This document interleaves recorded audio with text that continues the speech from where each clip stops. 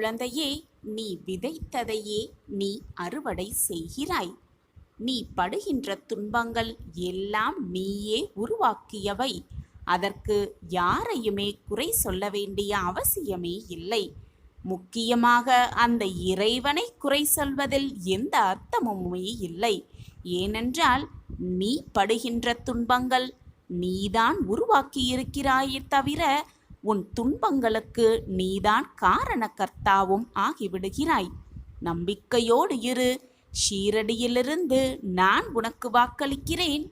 உன்னுடைய வாழ்க்கை என்னால் புதுப்பிக்கப்பட போகிறது.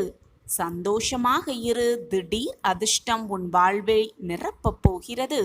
சாயப்பாயிருக்க உனக்கு ஏன் மனக்கவலை? நம்பிக்கையோடும் தன்னம்பிக்கையோடும் இருந்தா வாழ்க்கையில முடியாது அப்படின்னு நம்ம நினைத்த விஷயத்தை கூட முடித்து காட்டலாம். நம்மால் இது இயலுமா என்ற கேள்விக்குறியோடு நாம் சிந்தனை செய்த அந்த விஷயத்தையும் நடத்தி காட்டும் வல்லமை நம்மிடம் வந்துவிடும். அதை உணர்த்தும் விதமா ஒரு சிறிய கதையை பார்க்கலாம். ஒரு ஊர்ல 2 மனிதர்கள் வாழ்ந்து வந்தாங்க. 2 பேருமே மிக பரம ஏழையாக இருந்தாங்க. அன்றாடம் விறகு வெட்டி தான் அவங்க வாழ்க்கையே நடத்திக்கிட்டு வந்தாங்க அந்த 2 ஏழைகளும். இப்படியே 2 பேர்களும் வாழ்ந்து வந்தார்கள். அதில் ஒருவர் மட்டும் அதிகமாக மரத்தை வெட்டுவார், மற்றொருவர் மிக குறைவாக மரத்தை வெட்டுவார். எப்படி இருந்தும் 2 பேர்களும் ஒன்றாகவே போவார்கள், ஒன்றாகவே திரும்புவார்கள். ஆனால் ஒருவர் மட்டும் அதிகமாக மரத்தை வெட்டுவார், மற்றொருவர் மிக குறைவான மரத்தையே வெட்டுவார். இப்படியே போய்கொண்டிருந்த வாழ்க்கையில் அந்த மிக குறைவாக மரம் வெட்டுபவர்களுக்கு ஒரு நாள் சந்தேகம் எழுந்தது. என்னது, ஒன்றாகத்தான் போகிறோம், ஒன்றாகத்தான் வருகிறோம், ஒன்றாகத்தான் ஒரே நேரத்தில் மரம் வெட்டுகிறோம். ஆனால் என்னால் அவ்வளவு மரங்களை வெட்ட முடியவில்லையே, அவனால் மட்டும் எப்படி அவ்வளவு மரங்களை வெட்ட முடிகிறது என்ற சந்தேகம் அவன் மனதில் எழுந்ததால் அடுத்த நாள் மரம் வெட்டுவதற்காக செல்லும் பொழுது தன்னுடைய சந்தேகத்தை மற்றவரிடம் கேட்டுவிட்டார் அந்த 2வது நபர். உடனே அதிகமாக மரம் வெட்டுபவர் பதிலுரைத்தாராம், நான் ஓய்வு எடுத்து எடுத்து வெட்டுவதால் தான் என்னால் அதிக மரம் வெட்ட முடிகிறது என்று கூறினாராம். இதை கேட்ட மிக குறைவாக மரம் வெட்டுபவர், என்னடா இது, ஓய்வு எடுத்து வெட்டுவதால் அதிக மரம் வெட்ட முடியுமா? இது எப்படி சாத்தியம்? சரி, நாமும் முயன்று பார்க்கலாம் என்ற எண்ணத்தோடு அன்று மரம் வெட்டும் பொழுது சிறிது சிறிதாக ஓய்வு எடுத்து வெட்டி பார்த்தாராம். ஆனாலும் அவரை விட தன்னால் அதிக மரத்தை வெட்ட முடியாமலேயே போய்விட்டதாம். மறுநாளும் அதே சந்தேகம் அவனுக்கு வந்ததாம். எப்படிதான் முயன்றும் அவர் சொன்ன ரூபத்தை செய்தும் கூட நம்மால் அவரால் முடிந்த அளவு மரத்தை வெட்ட முடியவில்லையே, இதில் என்னதான் ரகசியம் அடங்கியிருக்கிறது என்பதை நாம் தெரிந்து கொள்ள வேண்டுமானால் ஒளிஞ்சு இருந்து பார்த்துவிடலாம். அவர் என்னதான் செய்கிறார் என்பதை மறைந்து இருந்து பார்த்துவிட்டு நாம் அதை பின்பற்றலாம் என்ற எண்ணத்தில் அடுத்த நாள் முடிவு செய்து அவரோடு மரம் வெட்ட புறப்பட்டாராம் அந்த ஏழை மனிதர். 2 பேரும் சேர்ந்து மரம் வெட்ட ஆரம்பித்தார்கள். கொஞ்சம் கொஞ்சமாக மரம் வெட்டிக்கொண்டே இருக்கும் சமயத்தில் 2வது நபர் அவர் என்னதான் செய்கிறார் என்பதை மறைந்திருந்து பார்க்கலாம் என்ற எண்ணத்தில் மறைந்து கொண்டு 1வதவர் என்ன செய்கிறார் என்பதை உற்று கவனித்து கொண்டே இருந்தாராம்.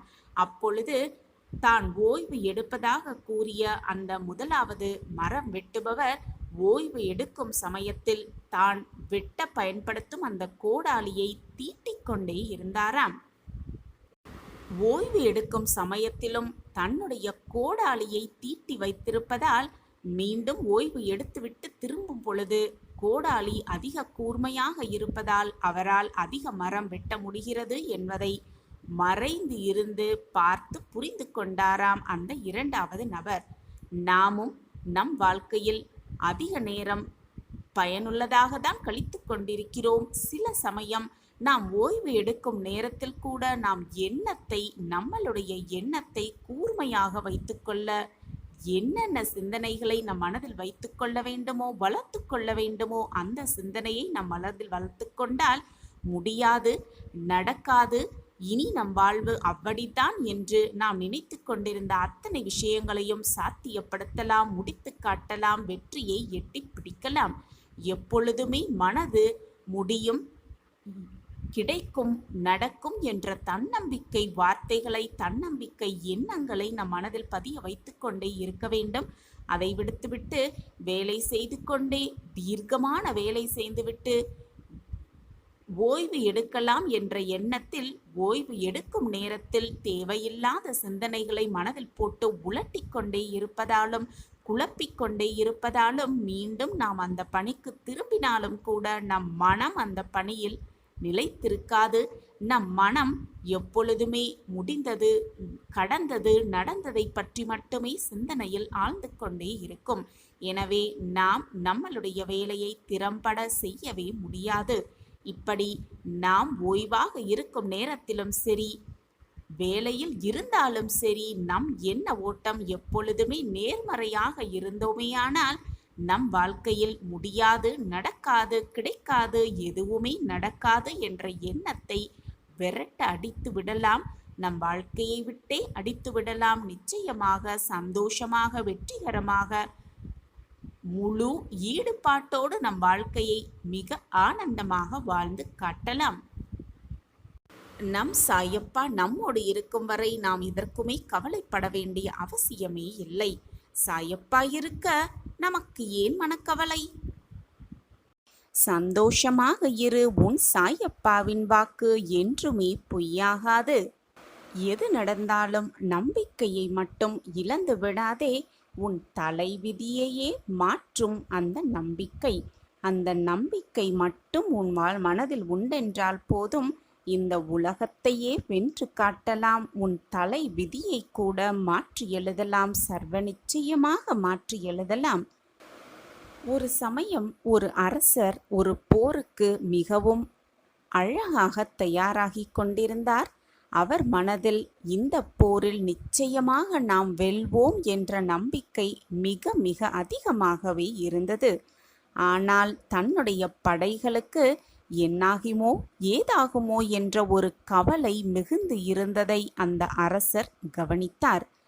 படைகள் இப்படி இருந்தால் நம்மால் வெல்ல முடியுமா என்ற குழப்பமும் அந்த அரசர் மனதில் எழுந்தது. நாம் முழு நம்பிக்கையாக இருக்கிறோம், ஆனால் படைகள் மிக மிக நம்பிக்கை இழந்து இருக்கிறார்களே, நம்மால் எப்படி வெற்றியை தழுவ முடியும் என்ற குழப்பத்தோடு ஒரு துறவியை போய் சந்தித்தார் அரசர். அவரிடம் தன் மனதில் இருக்கும் அத்தனை விஷயங்களையும் மிக தெள்ளத் தெளிவாக எடுத்துரைத்தார். நான் எப்படி வெற்றியை காண முடியும்? நான் மட்டும் நம்பிக்கையோடு இருந்தால் போதுமா? என்னை சுற்றி இருப்பவர்களும் நம்பிக்கையோடு இருந்தால்தானே கூட்டாக என்னால் வெற்றியை அடைய முடியும் என்ற தன்னுடைய சந்தேகத்தை அந்த துறவியிடம் கேட்டார் அரசர். அந்த துறவியும், கவலைப்படாதே, நான் ஒன்று உனக்கு கூறுகிறேன், அதன்படி நீ செய், நிச்சயமாக போரில் நீ வெற்றி பெறுவாய் என்று வழிகாட்டினார் அந்த துறவி. உடனே அரசரும், நீங்கள் சொல்வதைப் போல் நான் நடந்து கொள்கிறேன், என்ன செய்ய வேண்டும் துறவியரே என்று கேட்டார் அரசர். உடனே துறவி, உன்னுடைய குல தெய்வ கோயிலுக்கு நாளை உன்னுடைய படைத்தலைவிகள் அனைவரையும் அழைத்து கொண்டு அந்த கோவிலுக்கு செல். அந்த கோவில் இதோ நான் கொடுக்கும் இந்த நாணயத்தை சுண்டிவிடு. அப்பொழுது உன்னுடைய படைத்தலைவர்கள் அனைவரிடம் கூறிப்பார், இப்பொழுது இந்த நாணயத்தில் தலை விழுந்தால் நாம் நிச்சயமாக வெற்றி பெறுவோம் என்ற நம்பிக்கை வார்த்தைகளை அவர்களிடம் சொல்லிவிட்டு இந்த நாணயத்தை சுண்டிப்பார். உன் வாழ்க்கையிலும் உன் போரிலும் நீ மிகப்பெரிய பிரம்மாண்ட வெற்றியை அடைவாய் என்று கூறினாராம். அதை கேட்ட அரசருக்கு மிகவும் சந்தோஷமடைந்தது. ஆனந்தமாக அடுத்த நாள் தன்னுடைய குல தெய்வ கோயிலுக்கு சென்று வர ஆணையிட்டார். அனைத்து ஏற்பாடுகளையும் செய்ய ஆணையும் இட்டார். தன்னுடைய படைகள் உள்ள அனைத்து குடிமகன்களையும் அந்த கோவிலுக்கு வருமாறு ஆணையும் பிறப்பித்தார். அவர் ஆணை பிறப்பித்தபடியே எல்லோருமே கோயிலுக்கு வந்தடைந்தனர். அப்பொழுது இந்த போரில் நாம் வெற்றி அடைவோம் என்ற நம்பிக்கை என் மனதில் முழு நம்பிக்கையாக இருக்கிறது. ஆனால் அது உங்களிடம் சற்று குறைவாக இருக்கிறது என்று எனக்கு தெரியும். அந்த நம்பிக்கை வீண் போகாது. இதோ இப்பொழுது இந்த நாணயத்தை நான் சுண்டி விடுகிறேன். இந்த நாணயத்தில் தலை விழுந்தால் நாம் நிச்சயமாக வென்று காட்டுவோம் என்று சொன்னாராம். அதை ஆமோதித்த அனைவர்களும் குலதெய்வத்தை அதிகமாக பிரார்த்தனையோடு வேண்டிக்கொண்டு அரசர் சொன்னதற்கு செவிசாய்த்தார்களாம். உடனே அரசரும் நாணயத்தை சுண்டிவிட்டாராம். என்ன ஆச்சரியம்! தலை வந்து விழுந்தது. அங்கு கூடியிருந்த அனைவருக்குமே ஆனந்தம், ஆச்சரியம். அனைவருமே ஆர்ப்பரித்தார்கள். நாம் வெல்வோம் வெல்வோம் என்று கூக்குரல் இட்டார்கள். அவர்கள் சந்தோஷத்தபடியே அவர்கள் தைரியமாக அந்த போரை எதிர்கொண்டார்கள். வெற்றி அவர்கள் பக்கமே இருந்தது. சந்தோஷமாக நிம்மதியாக போரில் வெற்றியை பெற்றார்கள் அனைவரும். இதை பார்த்து கொண்டே இந்த அரசருக்கு ஒன்றுமே புரியவில்லை. நாம் துறவி சொன்னபடிதான் செய்தோம், ஆனால் நம் போரில் வெற்றி பெற்றதற்கான காரணம் எதுவாக இருக்க முடியும் என்று அந்த துறவியிடமே கேட்டுவிடலாம் என்ற ஆர்வத்தோடு துறவியை நோக்கி சென்றார் அரசர். நடந்தது, வெற்றி பெற்றது அனைத்தையும் துறவியிடம் சொல்லி அவரிடம் ஆசிர்வாதம் பெற்ற பிறகு தன்னுடைய சந்தேகத்தை கேட்டார் அரசர். உடனே அந்த துறவி, நான் உன்னிடம் கொடுத்த நாணயத்தை என்னிடம் கொடுப்பாயா என்று கேட்டார். உடனே அந்த அரசரும் சற்றும் தாமதிக்காமல் அந்த நாணயத்தை எடுத்து துறவியிடம் கொடுத்தாராம். உடனே துறவி, என்னிடம் கொடுக்க வேண்டாம், நீ அந்த நாணயத்தை சற்று கவனித்துப் பார் என்று கூறினாராம். அந்த அரசர் அந்த நாணயத்தை உற்று கவனித்தார். அவருக்கு ஆச்சரியம் தாங்க முடியவில்லை. ஏனென்றால் நாணயத்தின் இரு பக்கத்திலும் தலை மட்டுமே இருந்தது. என்ன ஆச்சரியம் துறவியரே என்று கேட்டார். உடனே துறவி, ஆச்சரியம் நாணயத்தில் அல்ல, உன்னுடைய நம்பிக்கையிலும் உன் படைத்தலைவர்களின் நம்பிக்கையில் இருக்கிறது. இதில் தலை விழுந்தால் வெற்றி பெறுவோம் என்ற நம்பிக்கையை நீ அவர்கள் மனதில் ஊட்டினாய். அதனால்தான் அவர்களால் வெற்றி பெற முடிந்தது. இதிலிருந்து நன்றாக புரிந்து கொள், தலை விதியை கூட மாற்றி எழுதலாம், நம்பிக்கை என்ற ஒன்று இருந்தால் போதும் என்று துறவி அந்த அரசனிடம் மிக தெளிவாக விளக்கினாராம். நாமும் நம்பிக்கையோடு இருந்தால் நம் வாழ்க்கையில் பல வியக்கத்தக்க வெற்றிகளை, மாற்றங்களை நிச்சயமாக நம் வசமாக்கிக் கொள்ளலாம். நம்பிக்கையோடு இருப்போம், வாழ்க்கையில் வென்று காட்டலாம் சர்வ நிச்சயமாக. ஒன்றை நன்றாக நினைவில் வைத்துக்கொள், உன்னால் செய்ய முடியாதது எதையுமே இறைவன் உன்னிடம் கொடுப்பதே இல்லை. உன்னால் அது முடியும் என்பதால்தான் இறைவனே அதை உன்னிடம் ஒப்படைத்திருக்கிறார் என்பதை தீர்க்கமாக நம்பிக்கையோடு நினைத்து கொண்டு செயல்படத் துவங்கு. உன்னால் எதையுமே சாதிக்க முடியும், வென்று காட்டவும் முடியும். அது அனைத்தும் நன்மைக்கே என்பதை தீர்க்கமாக நம்பு. இனி உன் வாழ்க்கையில் எல்லாம் உனக்கு சாதகமாகவே அமையும். நடப்பது எல்லாம் நன்மையாகவே இருக்கும், நிரந்தர நன்மையாகவே இருக்கும். இனி உன் வாழ்க்கையில் துன்பத்தை நீ காணவே மாட்டாய். இதுவரை சோகத்தை மட்டுமே சந்தித்தாயல்லவா? இனி உன் வாழ்க்கையில் நிம்மதி, சந்தோஷம், ஆனந்தம் எல்லாம் ஒவ்வொன்றாக கூடி வரும் நேரம் வந்துவிட்டது, கனிந்து விட்டது.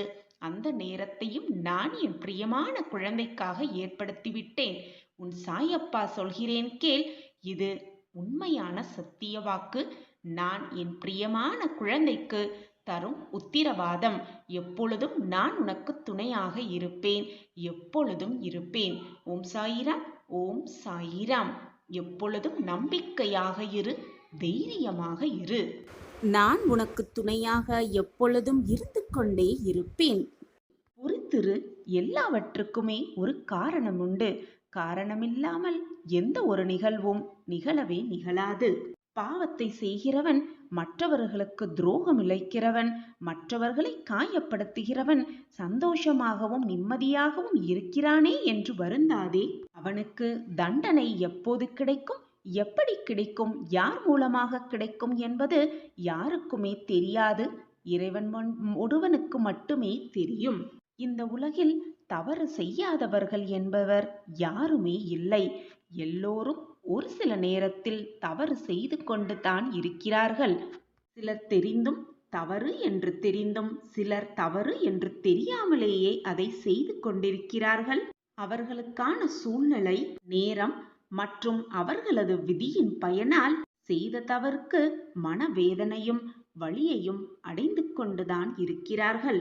உன் மனதில் ஏற்படும் அனைத்திற்கும் பொறுப்பு நானே. சந்தோஷம் ஏற்பட்டாலும் அதற்கு காரணம் உன் சாயப்பாவே. நீ வேதனைப்பட்டாலும் அதற்கு காரணம் உன் சாயப்பாவே. ஏதோ ஒரு காரணத்திற்காகத்தான் அனைத்தும் நடக்கிறது, நடந்து கொண்டிருக்கிறது, இனியும் நடக்கும் என்பதை உணர்ந்து கொள். உன் தவறை நினைத்து நினைத்து நீ வருந்துகிறாய். உன்னை திருத்திக் கொள்ளவும் நினைக்கிறாய். அது அப்படியே நடக்கும் என்னை கண்மணியே. உன்னை நல்வழிப்படுத்துவதற்காகவே உன் சாயப்பா இருக்கிறேன் என்பதை மறந்து விடாதே. நீ தவறான பாதையில் சென்றால் உன்னை இழுத்து பிடிக்கும் தோழனாக, தாயாக, தகப்பனாக, அனைத்துமாக நான் இருக்கையில் எதற்குமே வருந்தாதே. உன் பாரத்தை நான் சுமக்கிறேன் கண்மணி, கலங்காதே. ஒன்று தெரியுமா? நேற்று செய்வதை இன்று செய்தால் அவன் பெயர் சோம்பேறி. இன்று செய்ய வேண்டியதை இன்றே செய்தால் சுறுசுறுப்பானவன். நாளை செய்ய வேண்டியதை இன்றே செய்தால் அவன்தான் வெற்றியாளன். நம்பிக்கை என்பது வெற்றியோடு சேர்ந்தே வரும். ஆனால் வெற்றி என்பது நம்பிக்கை உள்ளவர்களிடம் மட்டுமே வரும். இழந்த அனைத்தையும், இதுநாள் வரை இழந்த அனைத்தையும் மீட்டுவிடலாம். நம்பிக்கை என்ற ஒன்றை இழக்காமல் இருந்தாலே போதும், அனைத்தையும் மீட்டே விடலாம். ஒன்றை உன்னால் கனவு காண முடியும் என்றால் அதை நிச்சயமாக உன்னால் செய்ய முடியும் தானே?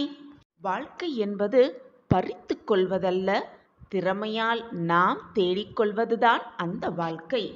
உனது கை ஓங்கி இருக்கும் சமயத்தில் உன்னை உபயோகப்படுத்தியும், ஓங்கிய கைகள் கீழே இறங்கிய பிறகு உன்னை உதாசீனப்படுத்தியும் கீழே வீழ்த்தி அழகு பார்க்கும் காலம் இதுவே. காலத்தின் கட்டாயமும் கூட.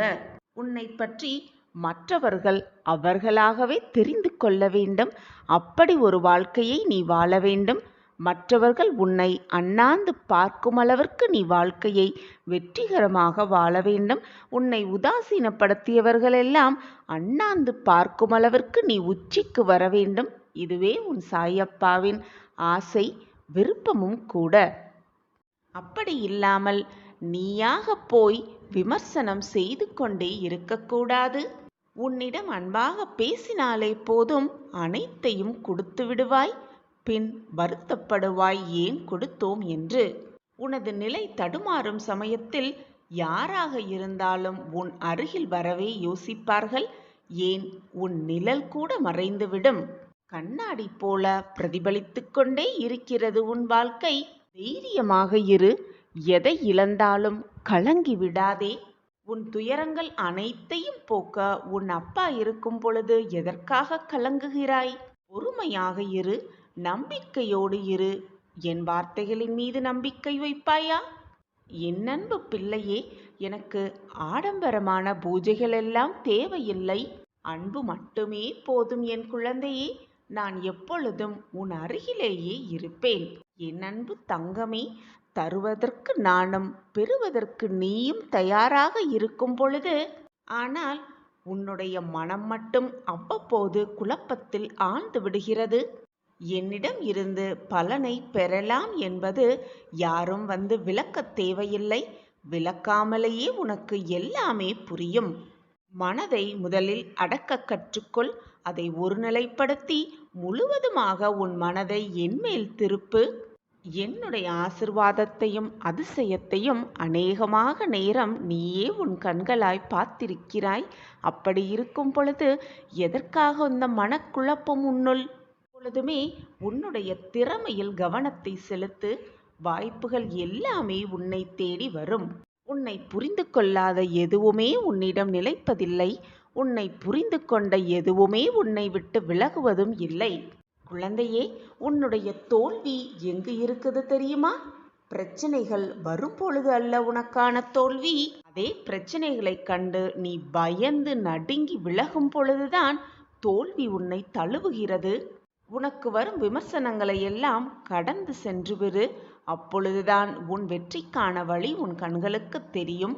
இது நாள் வரை நீ பட்ட கஷ்டமும் அவமானம்தான் உன்னை சிந்திக்க வைக்கிறது. வாழ்க்கையை எப்படி திறம்பட வாழ வேண்டும் என்று யோசிக்கவும் வைக்கிறது. எனவே அவமானப்படும் பொழுது பயந்து விடாதே, சரிந்து விடாதே. நம் வாழ்க்கையை நாம் கற்றுக்கொள்வதற்கான வாய்ப்பு என்று எடுத்துக்கொள். இந்த நிகழ்வு உன் வாழ்வில் வராமலேயே இருந்திருந்தால் நீ சிந்திக்கும் ஆற்றலை பயன்படுத்தி முன்னேற்றம் அடைந்து வாழ்வில் மகிழ்ச்சி என்ற சந்தோஷத்தில் வாழ்ந்திருப்பாய். வாய்ப்பு என்ற ஒன்று இல்லாமலேயே உன் வாழ்க்கையை தவற விட்டிருப்பாய். என்னை முழுவதுமாக நம்பி என்னிடம் பிரார்த்தனை வைப்பவர்கள் மற்றவர்களுக்கு எந்த நேரமும் தீங்கு நிலைக்க மாட்டார்கள். அப்படி மற்றவர்களுக்கு தீங்கு இழைக்க வேண்டும் என்று நினைப்பவர்கள் என்னுடைய பிள்ளையாகவே இருக்கவே முடியாது. உன்னை யார் ஏமாற்றினாலும் கவலை கொள்ளாதே. நான் இருக்கிறேன் பிள்ளையே உனக்காக. உனக்கான பாதையை நான் மாற்றியமைக்கிறேன். தைரியமாக இரு குழந்தையே. என் மீது நம்பிக்கை வை. உன் வாழ்க்கையை நிச்சயமாக நான் மாற்றியமைப்பேன். எந்த சூழ்நிலையாக இருந்தாலும், மலையே உன் தலையில் இடிந்து விழும் சூழ்நிலையாக இருந்தாலும் தைரியத்தை மட்டும் கைவிட்டு விடாதே.